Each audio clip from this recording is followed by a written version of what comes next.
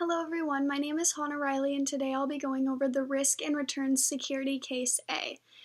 In this video I will be discussing the companies Entergy and Freeport mainly and answering a few questions about them. So first I was asked, why is the T-bond return in Table 1 shown to be independent of the state of economy? The answer to this is the T-bond return is presumed constant regardless of the economy. Also, another word for T-bond is known as the risk-free rate. Secondly, I was asked to calculate the expected rate of return on the four alternatives listed in Table 1. So as you can see in Table 1, you have T-bonds, Entergy, Freeport, and S&P 500. I was able to calculate their returns by multiplying the percentage given for the state of economy by the probability. So for the T-bond, I got 3% return. For Entergy, I got 7.5% return. And for Freeport, I got 5.9% return, and S&P 500, 9% return. So basically you can see that the S&P 500 is the best investment in this case, just based on returns because it's the highest percentage. Next, I was asked to calculate the standard deviations and coefficients of variation of returns for the four alternatives. In order to do so, I had to use the given return and probability and also the expected return. For the T-bond, I got the standard deviation and the coefficients of variation of 0 for both, and for Entergy, I got the standard deviation of 6.4 and the CV of 0.85. For Freeport, I got the standard deviation of 5.5 and the CV of 0.9, and for the S&P 500, I got the standard deviation of 9.85 and the CV of 1.09. The standard deviation measures the risk and the CV measures the risk compared to the expected return. In order to choose a stock, both are useful, but the CV is slightly more useful. If you want to choose a stock that's less risky, you're going to go with something that has a lower standard deviation and a lower CV. So in my case, out of the companies of Entergy and Freeport, Freeport appeared to be less risky, and the S&P 500 appeared to be the most risky. Next, I was given a situational question where an investor forms a stock portfolio by investing $10,000 into Freeport and $10,000 into Entergy Corp for a total of $20,000 invested. In this situation, I was able to find the expected rate of return, the standard deviation, and the coefficient of variation for the whole portfolio as done previously.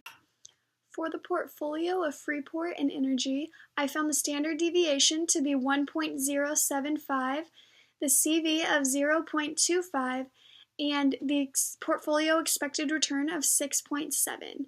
I found the portfolio expected return by giving the weights 0.5 to each Freeport and Entergy, and then multiplying those weights of 0.5 by their previously found expected returns. Next, I was asked to find the portfolio's expected rate of return and standard deviation if the portfolio contained 75% Freeport and then 75% of Entergy Corp. After calculating this, I found that the portfolio that contained 75% of Freeport had the expected return of 6.3 and the standard deviation of 2.9, whereas the portfolio that contained 75% of Entergy had the expected return of 7.1 and the standard deviation of 3.7. Compared to the individual stock, the portfolio is less risky when measured by the standard deviation. This risk reduction is possible because you are diversifying your investment and spreading the risk of losing your money over multiple options. I next allotted $10,000 into Entergy and $10,000 into the S&P 500 fund. Based on my results, I got the portfolio expected return of 8.25, the standard deviation of 8.13, and the CV of 0.99. Next, I allotted 75% into the S&P 500 fund and 75% into Entergy Corp. I found that the portfolio that contained 75% of Entergy Corp came out to be less risky than the portfolio that contained 75% of S&P 500, as you can see. I was next asked what would happen if more and more randomly selected stocks were added to the portfolio. Well, eventually the risk of the portfolio would increase if the security was more risky, but it would decrease if it was less risky. This would be assuming that the stocks are positively correlated with the existing ones. However, if they are not positively correlated, the high risks could eventually offset each other and produce overall less risks.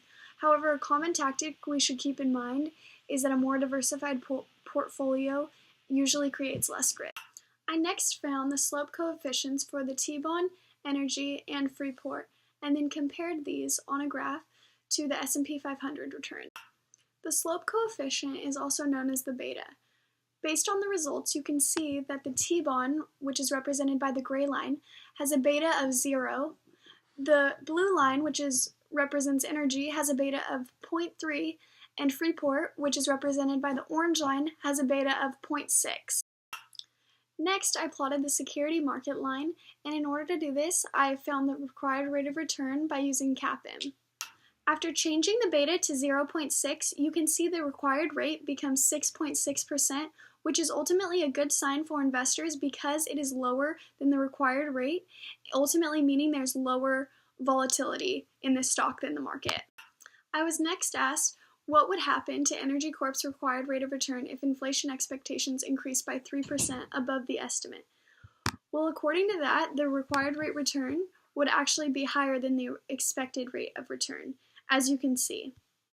The efficient markets hypothesis states that it is nearly impossible to beat the market because the stock market efficiency caused existing stock prices to incorporate and reflect all relevant information. This is definitely something we should keep in mind when investing. Lastly, I was able to determine that if energy had a lower long-term debt to total assets ratio, this would ultimately lower their beta and essentially their risk as well. Thank you.